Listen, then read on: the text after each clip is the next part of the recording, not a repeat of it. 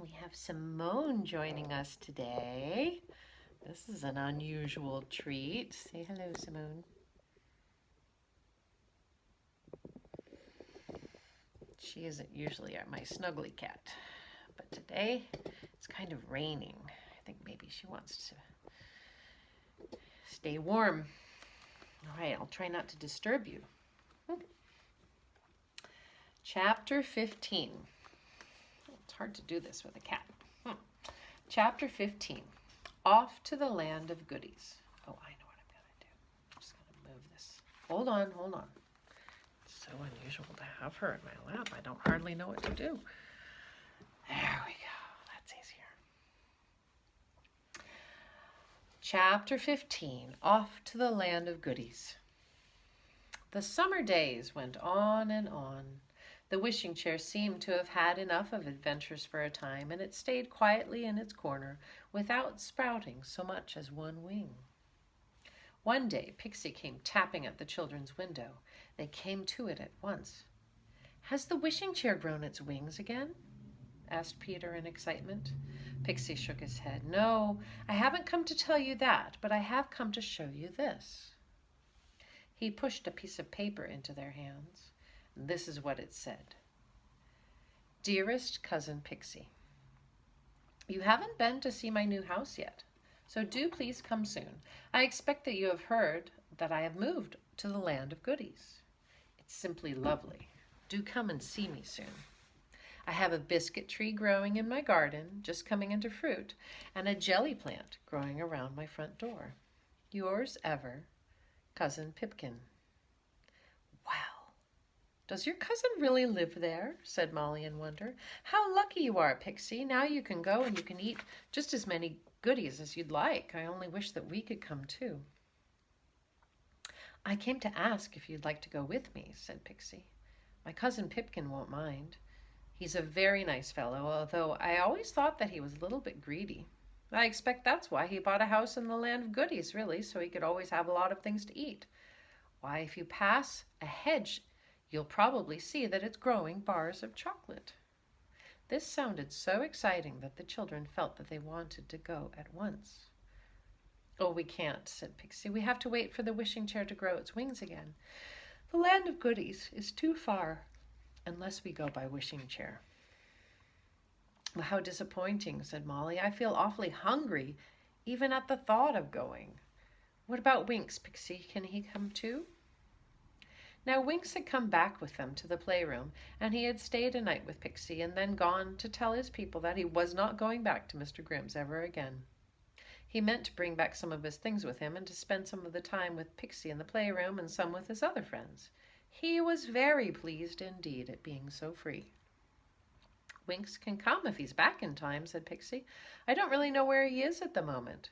He's a little bit naughty, you know, although he's quite nice and he's good fun. I hear that he met my cousin Sleep-Alone the other evening, and as soon as poor old Sleep-Alone was fast asleep in a little shed in the middle of a field, Winks took along 2 donkeys that had lost themselves and told them to cuddle up to Sleep-Alone." "Oh dear, what happened?" said Molly. "Well, Sleep-Alone woke up, of course, and tried to throw the donkeys out," said Pixie, "but one of them gave him such a kick with its hind legs that he flew into the clouds. He got caught on a big cloud, and he hung there for a very long time." "Well, it certainly would be a good place to sleep alone in," said Molly. "What a monkey that Winks is." "Yes, I'm not surprised really that his family sent him to Mr. Grimm's school," said Pixie. "Well, will you come with me to the land of goodies, then?" "Of course," said the children. "You needn't ask us again." The next day was rainy. The children went down to the playroom as usual, but Mother made them take a big umbrella to walk under.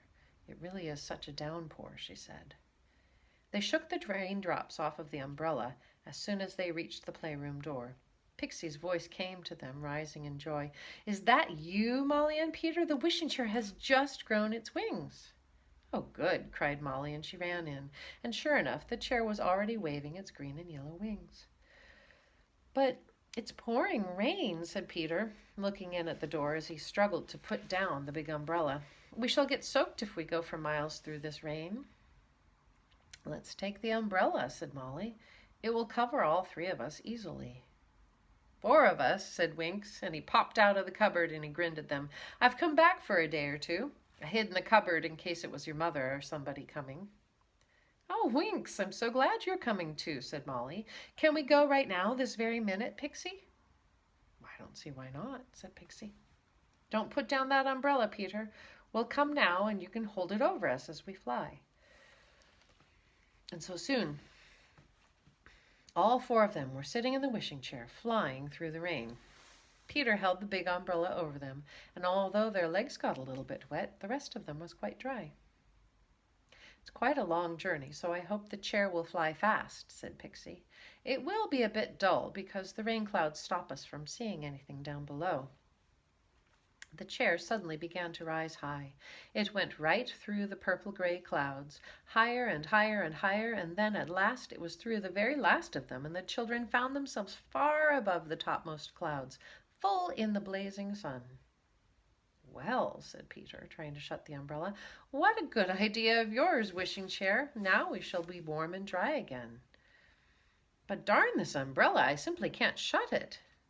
And so the umbrella had to stay open, and as it happened, it was a very good thing it did, because Winks tried to catch a swallow going past at 60 miles an hour, and he overbalanced out of the chair. He clutched at the umbrella as he fell, and down he went with the umbrella acting just like a parachute.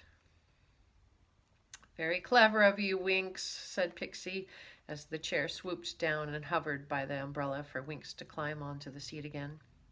I hope you only do this sort of a thing when there's an open umbrella to catch a hold of. Winks looked a little bit pale. He sat panting on the seat. Well, I got quite a fright, he said. I really did. Well, don't be frightened if you do fall, said Molly.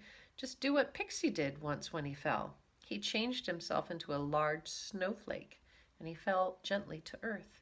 He didn't even have a bruise when he changed himself back again. Well, that's very clever. I must remember that, said Winks. I say, doesn't this wishing chair fly awfully fast? And it certainly did. It flew even faster than the swallows, and it passed over miles and miles of country, which lay spread out like a colored map far below. The children caught glimpses of it through openings in the clouds. What's your cousin Pipkin like? Asked Molly.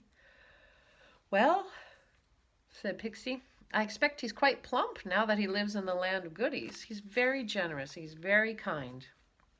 He also loves food. He could easily beat Molly at eating ice cream. Could he really? Said Molly. Oh, look, Pixie, we're going downwards. Are we there? They went down and down through layers of clouds. When they came below them, they found that the rain had stopped. Pixie peered down. Yes, we're there. Now, just remember this, all of you. You can eat whatever is growing on any bushes or hedges or trees, but you must never eat anyone's house. Peter and Molly stared at him in wonder. Eat anyone's house? Are the houses made of edible things, then? Oh, yes, said Pixie. Everything is edible in the land of goodies. Even the chimneys. They're usually made of marzipan. The wishing chair landed on the ground. The children jumped off quickly, anxious to see this wonderful land. They looked around. Molly's eyes grew wide. Look, look, Peter. There is a bush growing raisin buns. It is really. And look, there's a hedge with a funny-looking fruit. It's bars of chocolate.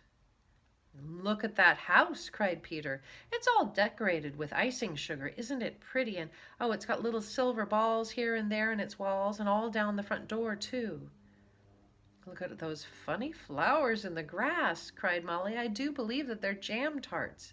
Pixie, can I pick one? Pick a whole bunch if you'd like, said Pixie. They're growing wild. Molly picked two. One's got a yellow middle, it's lemon curd, and the other one's got a red middle. It's raspberry jam, she said, tasting them. Better come and find my cousin Pipkin, said Pixie. We're not supposed to come to the land of goodies except by invitation, so we better find him so he can say that we are his guests, for we don't want to be turned out before we've picked a nice bunch of jam tarts and currant buns and chocolate biscuits. Pixie asked a passerby where his cousin Pipkin lived. Luckily, it was very near. They hurried along until they came to a kind of a bungalow. It was round and its roof was quite flat. "Why, it's built in the shape of a cake," cried Molly. "And look, it's got cherries sticking out of the walls, and aren't those nuts on the roof sticking up like they do in some cakes? Oh, Pixie, I believe your cousin lives in a cake house." "Well, he won't need to do much shopping then," said Pixie with a grin. "He can just stay indoors and nibble at his walls." They went in at a gate that looked as if it were made of barley sugar. Pixie knocked at the door. It was opened by a big round Pixie. He fell on Pixie in delight, almost knocked him over, and kissed him soundly on his cheek. "Cousin Pixie, you've come to see me after all," he cried. "And who are these nice people with you?" "Molly and Peter and Winks," said Pixie. "I'm so glad to meet you," said Pipkin. "Now, how would you like to see my biscuit tree to begin with? And after that, we'll go on a nice hungry walk, and we'll see what we can find." And the next time we read together, it will be Chapter 16, An Afternoon with Cousin Pipkin.